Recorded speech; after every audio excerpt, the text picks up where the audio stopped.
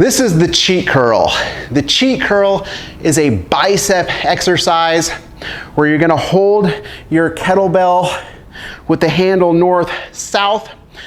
You have an athletic stance, so your feet are slightly wider than shoulder width apart.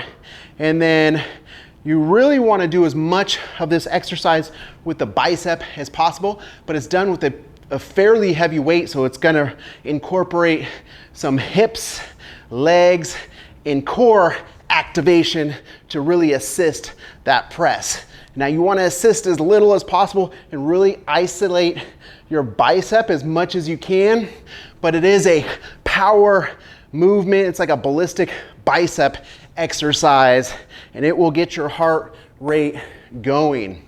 Some of the non-negotiables are going to be, this one you really want to let the bell drop between your feet and not to the outside of your feet.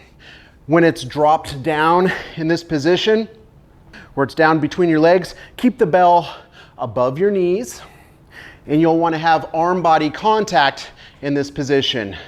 And then just try to keep the trajectory of the bell as tight to the body as possible and keep that elbow and bicep as tight to the body as possible. You want to avoid getting your arm flared out like so.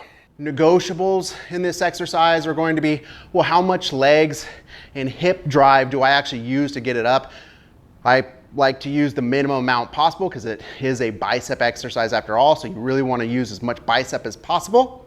And then how many repetitions and how quickly you're doing each repetition.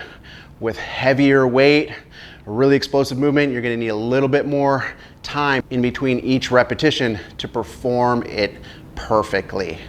And that is the cheat curl.